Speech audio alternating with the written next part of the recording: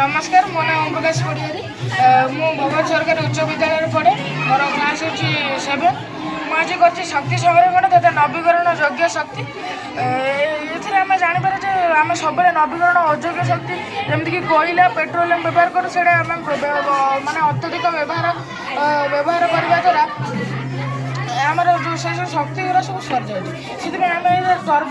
turbine कराइबा जहाँकि turbine कराइले electric शक्ति सृष्टि जहाँकि पवन द्वारा होता है पवन एक मानने असरंती शक्ति से केवे सरू ना आम सोलार पैनल भी यूज कर सोलार पैनल सूर्य मानने किरण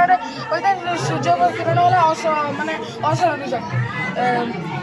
मैंने आउटा ये प्रोजेक्ट आउटा शिक्षक पाइबे मैंने आम लोक मैंने सचेतन हे आम ये जो गच जो काटुचु गच काटा बदल आम वृक्षरोपण करा जदि भी आम किसी दरकार मानने पड़ू जब गच मैंने काटापी ताले मैंने आम जी गच काटा अधिक आम वृक्षरोपण करवा ये प्रोजेक्ट